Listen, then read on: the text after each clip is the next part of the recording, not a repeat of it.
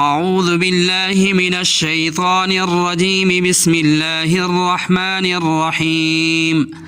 وَإِذْ قُلْنَا لِلْمَلَائِكَةِ اسْجُدُوا لِآدَمَ فَسَجَدُوا إِلَّا إِبْلِيسَ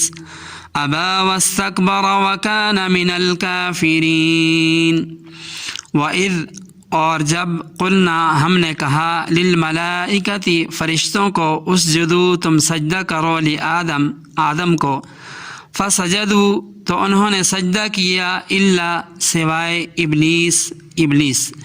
ابا اس نے انکار کیا واستکبرا اور تکبر کیا وکانا اور وہ ہو گیا من الکافرین من سے الکافرین کافروں میں سے وَإِذْ قُلْنَا اور اس بات کو اپنے دھیان میں لاؤ جب کہا للملائکتی ہم نے فرشتوں سے اسجدوا لآدم فسجدوا الا ابلیس سجدہ کرو آدم کے لیے پس سجدہ کیا انہوں نے الا ابلیس مگر ابلیس نے ابا انکار کیا واستکبرا اور تکبر کیا وکان من الکافرین اور وہ کفر کرنے والوں میں سے تھا۔ حضرت آدم علیہ السلام کو خلافت عطا کرنے پر فرشتوں کو آپ کی فضیلت کا جب علم ہو چکا تو اللہ تعالیٰ نے فرشتوں سے آدم علیہ السلام کی تعظیم کرائی تاکہ ان کی نیابت بالکل واضح ہو جائے۔ تو فرشتوں کو حکم ہوا وَإِذْ قُلْنَا لِلْمَلَائِكَةِ اسْجُدُوا لِآدَمَ کہ آدم علیہ السلام کے لیے سجدہ کرو فسجدوا الا ابلیس تو سب نے سجدہ کیا سوائے ابلیس کے۔ یہاں کچھ باتیں سمجھنے کی ہیں۔ پہلی بات تو یہ ہے کہ حضرات مفسرین نے اس مسئلے میں بڑی بحث کی ہے کہ جو سجدہ اللہ تعالیٰ نے فرشتوں سے حضرت آدم علیہ السلام کے لیے کرایا وہ کس قسم کا سجدہ تھا۔ انتہائی درجے کی عاجزی، تذلل، تواضع کے ساتھ پیشانی کو زمین پر رکھ دینا یہ سجدہ کہلاتا ہے، اور اس کی مختلف قسمیں صورتیں ہیں۔ مثلا اگر یہ پیشانی معبود برحق کے حق کو ادا کرنے کے لیے جھکائی ہے تو اللہ تعالیٰ کے سوا ایسا کرنا ہر دور اور ہر شریعت میں حرام، باطل، کفر و شرک رہا ہے، اور ایسے سجدے کو سجدہ عبادت کہتے ہیں۔ البتہ سجدہ تحیہ تکریم جو محض عزت اعزاز کے لیے کیا جائے یا جو سلام کے وقت کیا جائے، ایسا سجدہ پہلی شریعتوں کے اندر جائز تھا، مگر ہماری شریعت کے اندر اللہ تعالیٰ کے علاوہ کسی دوسرے کو یہ سجدہ کرنا بھی حرام ہے۔ جو سجدہ فرشتوں نے آدم علیہ السلام کے روبرو کیا یہ سجدہ تعظیمی تھا، یعنی ان کے اعزاز و اکرام کے لیے تھا، یہ سجدہ عبادت نہیں تھا۔ سجدہ عبادت جو کہ ہر شریعت کے اندر حرام اور ممنوع رہا ہے۔ حضرات مفسرین نے لکھا ہے کہ سجدہ عبادت اور سجدہ تعظیمی کے درمیان فرق صرف نیت سے ممکن ہے۔ اگر بوقت سجدہ نیت یہ ہے کہ یہ وہی سجدہ ہے جو اللہ تعالیٰ کے سامنے روا ہے تو پھر ایسا سجدہ غیر اللہ کے سامنے کفر و شرک ہوگا، اور اگر سجدہ محض تعظیم و تکریم کے لیے ہے تو یہ پہلی امتوں میں جائز تھا، جیسے یعقوب علیہ السلام کے بیٹوں کا یوسف علیہ السلام کو سجدہ یا فرشتوں کا آدم علیہ السلام کو سجدہ، مگر ہماری شریعت میں ہر قسم کا سجدہ ناجائز ہے، خواہ وہ تعظیمی ہو یا عبادتی ہو۔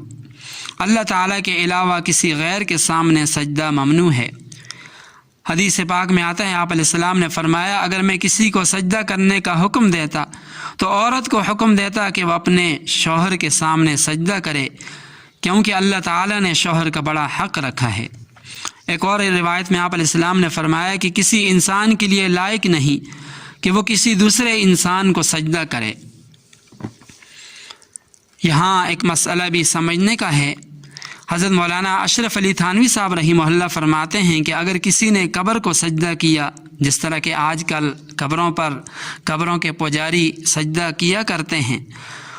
تو فرمایا اگر کسی نے قبر کو سجدہ کیا تو اس کو کفر اور شرک تو نہیں کہیں گے، مگر اس کے حرام ہونے میں سب کا اتفاق ہے۔ اگر اس سجدہ سے مراد وہی سجدہ ہے جو بندے اپنے رب کے سامنے کرتے ہیں تو ایسا کرنے والا کافر اور مرتد ہو جائے گا، اور اگر محض تعظیم کے لیے قبر، بادشاہ یا استاد کے سامنے کیا جائے تو تمام صحابہ کرام، ائمہ مجتہدین، سلف صالحین کا متفقہ فتویٰ یہی ہے کہ اس کی حرمت میں کوئی شک شبہ نہیں، اگرچہ کفر کے درجے تک نہیں پہنچتا۔ حضرات مفسرین نے یہاں یہ بات بھی لکھی ہے کہ آدم علیہ السلام اور یوسف علیہ السلام کو جو سجدہ کیا گیا وہ بمنزلہ قبلہ کے تھا، یعنی حقیقت میں سجدہ تو اللہ تعالیٰ کے سامنے کیا گیا تھا، اور حضرت آدم علیہ السلام اور یوسف علیہ السلام محض ایک جہت کے تھے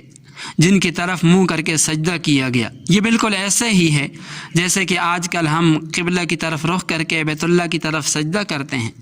تو بیت اللہ وہ ایک جہت ہے، در حقیقت سجدہ اللہ تعالیٰ ہی کی طرف ہوتا ہے۔ ابلیس کا یہ جو واقعہ ہے یہ بڑا عبرت ناک ہے، اور اس کے اندر ہمارے لیے کئی اہم درس ہیں۔ پہلی بات تو یہ ہے کہ تکبر ایسا بڑا گناہ ہے کہ جس نے ابلیس کا ستیہ ناش کر دیا اور اس کو راندہ درگاہ بنا دیا۔ کبر اور غرور خواہ وہ سینے کے اندر چھپا ہوا ہو، مذموم اور ممنوع ہے، یا یہ ہمیشہ انسان کو ذلت کے غار کے اندر گرا دیتا ہے۔ دوسری بات یہاں دوسرا اہم درس جو ہمیں ملتا ہے وہ یہ کہ اللہ تعالیٰ کی مرضی پر ہمیشہ انسان کو راضی رہنا چاہیے۔ شیطان اللہ تعالیٰ کی مرضی پر راضی نہ ہوا، اس لیے اس کا نتیجہ انتہائی خراب ہوا۔ تیسری بات یہ ہے کہ اللہ تعالیٰ کے احکام سے سرتابی کرنا